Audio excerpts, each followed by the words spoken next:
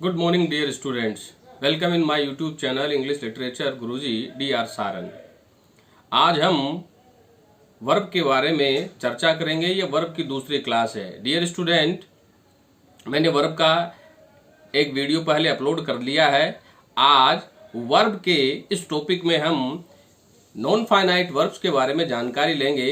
ये कितने प्रकार की होती है और इसके यूज कैसे कैसे होते हैं।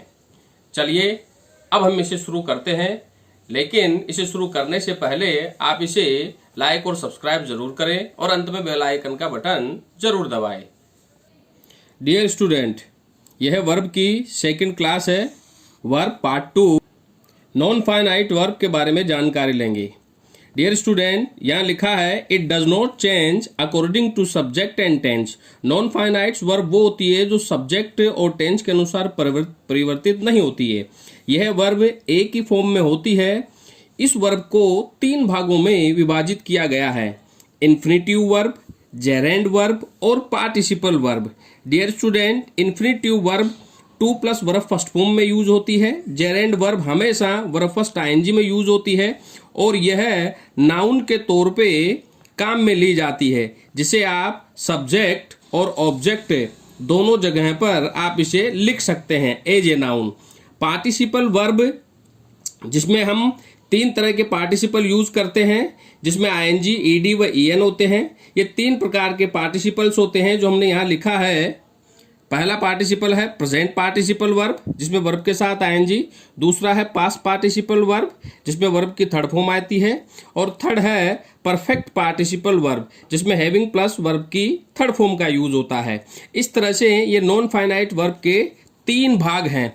अब हम चलते हैं इसके पहले पोर्शन पे, इन्फिनिटिव वर्ब के बारे में जानकारी लेंगे।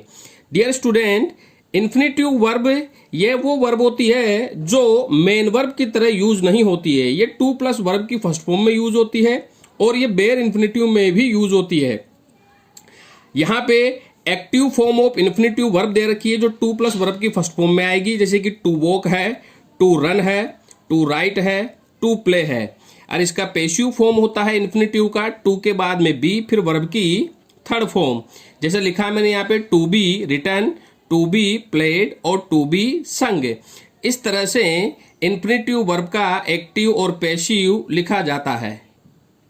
डियर स्टूडेंट, कुछ इन्फिनिटिव वर्ब ऐसी होती है जो विदाउट टू के यूज होती है। यह बेयर इन्फिनिटिव कहते हैं। मैंने अभी आपको बताया था कि इन्फिनिटिव वर्ब का यूज 2+ वर्ब की फर्स्ट फॉर्म में भी होता है और बेयर इन्फिनिटिव में भी होता है। यहाँ पे हम काइंड्स ऑफ इन्फिनिटिव या यूज ऑफ सिंपल इन्फिनिटिव के बारे में जानकारी लेंगे कि इन्फिनिटिव वर्ब का यूज कहाँ कहाँ होता है। तो मैंने लिखा है इसका पहला यूज एज ए सब्जेक्ट में इन्फिनिटिव वर्ब का यूज होता है, कर्ता के रूप में। जैसे कि मैंने यहाँ पे लिखा है to abuse is wrong, to find fault is very easy. यहाँ पे टू अब्यूज और टू फाइंड का प्रयोग, इन इन्फिनिटिव वर्ब का प्रयोग सब्जेक्ट के रूप में हुआ है। सेकंड पोर्शन है इसका कि ये as a object of a verb, ये क्रिया के ऑब्जेक्ट के रूप में यूज होती है। जैसे कि मैंने एग्जांपल में लिखा है I love to play, I want to write. तो यहाँ पे टू प्ले और टू राइट इन इन्फिनिटिव वर्ब का प्रयोग वर्ब के ऑब्जेक्ट के रूप में हुआ है। थर्ड यूज है इसका as object a preposition, preposition के ऑब्जेक्ट के रूप में। मैंने एग्जांपल लिखा है the train is about to come. अब यहाँ पे अबाउट एक प्रीपोजिशन है, इसके बाद टू कम आ रहा है। बी है इसका second example, I do not have any wish but to play cricket. अब बट के बाद में टू प्ले का यूज हो रहा है। तो ये यहाँ पे टू कम और टू प्ले यहाँ लिखा है, यहाँ इन्फिनिटिव टू कम और टू प्ले का प्रयोग प्रीपोजिशन के ऑब्जेक्ट में हुआ है। फोर्थ है इसका as a complement of a verb, क्रिया के कॉम्प्लीमेंट में भी इसका यूज होता है। जैसे कि मैंने 2 एग्जांपल लिखे यहाँ पे,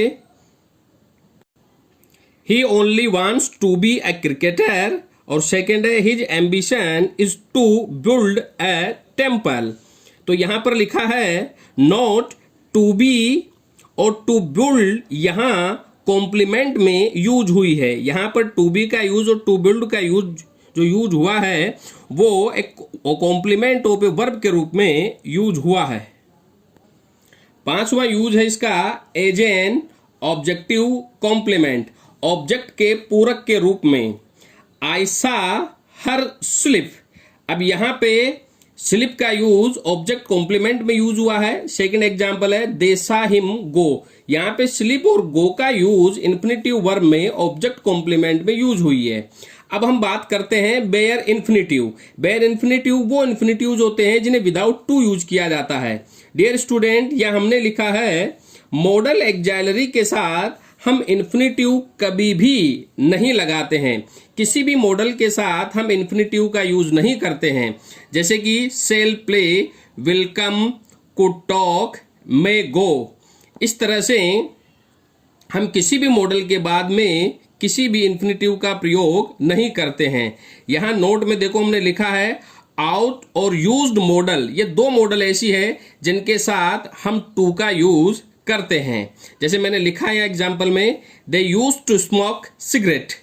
फिर सेकंड है she ought to come at house. यहाँ यूज और आउट एक मॉडल है जिसके बाद में हमने इन्फिनेटिव का यूज किया है। कुछ ऐसी वर्ब है जिनके बाद इन्फिनेटिव का प्रयोग विदाउट टू होता है और यह बेयर इन्फिनेटिव वर्ब कहलाती है। जो मैंने लिखा है यहाँ पर ऐसी कौन कौन सी वर्ब है, जैसे पहली है bid, let, make, feel, watch, behold, hear, notice, observe. इनके बाद हम टू नहीं लगाते हैं, इन्हें हम विदाउट टू लिखते हैं। यह बेयर इन्फिनेटिव कहलाती है। जैसे एग्जाम्पल है let her sing, they made me sing, he felt her touch. यहां पे सिंग और टच बेयर इन्फिनेटिव में यूज हुई है। कुछ ऐसे प्रमुख शब्द हैं जिनके बाद बेयर इन्फिनेटिव का ही प्रयोग होता है। अब ऐसे कौन कौन से शब्द हैं, हम आगे चलते हैं। Had better, would rather, would sooner, sooner than, rather than, had sooner. इनके बाद में हम बेयर इन्फिनेटिव का यूज करते हैं। लिखा है देन के बाद बेयर इन्फिनेटिव का ही प्रयोग किया जाता है। हेज, हेव, हेड के बाद नाउन प्रोनाउन हो तो हम वहां पर बेयर इन्फिनेटिव का ही प्रयोग करते हैं। डियर स्टूडेंट, यदि हेज, हेव व हेड के बाद अगर कोई नाउन या प्रोनाउन का यूज होता है तो हम उसके बाद बेयर इन्फिनेटिव का ही यूज करेंगे। अब मैंने यहाँ पर कुछ ऐसी वर्ब लिखी है जिनके बाद में इन्फिनेटिव का यूज होता है। लिखा है specific use of infinitive rules. यहाँ लिखा है इन दी गई वर्ब के तुरंत बाद ही हम इन्फिनेटिव टू का यूज करते हैं। ऐसी वर्ब है demand, care, pretend, fail, plan, tend, consent, seem, hope, aim, swear, decide, prepare, trouble, learn, arrange, decline, hesitate, target, choose, threaten, manage, neglect, proceed, attempt, ask, guarantee, promise, vow, volunteer। इनके बाद हम infinitive to का use करते हैं।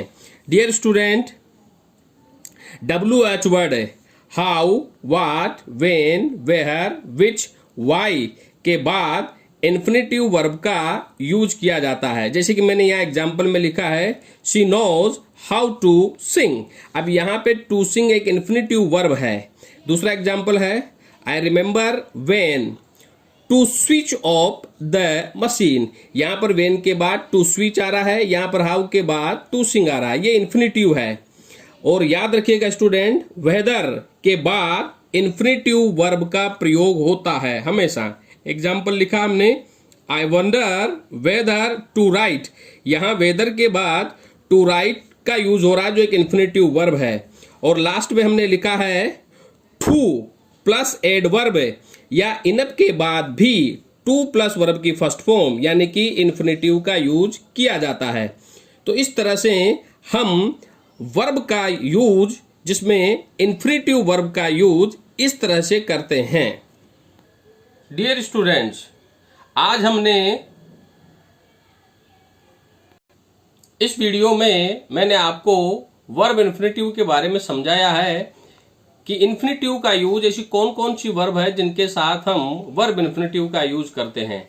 Dear student, ये second class है। First class में मैंने आपको वर्ब के डेफिनेशन से लेकर के काइंड्स ऑफ वर्ब के बारे में मैंने समझाया था कि वर्ब के दो डिविजन्स होते हैं, एक होती है फाइनाइट वर्ब और एक होती है non finite verb. Finite verb ही टेंस के अनुसार व सब्जेक्ट के अनुसार बदलती है और नॉन फाइनाइट वर्ब टेंस व सब्जेक्ट के अनुसार नहीं बदलती है।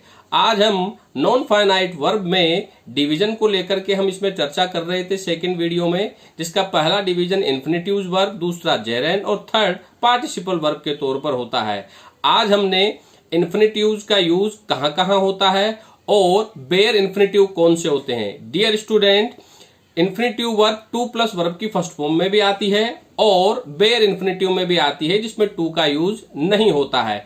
कुछ ऐसी वर्ब है जिनके साथ हम कभी भी टू प्लस वर्ब की फर्स्ट फॉर्म नहीं लगाते हैं, इन्हें हम बेयर इन्फिनिटिव्स कहते हैं। डियर स्टूडेंट, इन्फिनिटिव्स वर्ब को समझना इसलिए जरूरी है क्योंकि ये एक्टिव पैसिव में भी यूज होती है। इस तरह से वर्ब कई भागों में डिवाइडेड रहती है। अब हम हमारे अगले वीडियो में जेरेंड और पार्टिसिपल वर्ब का यूज किस तरह से होता है हम इसको लेकर के चर्चा करेंगे। Thank you very much.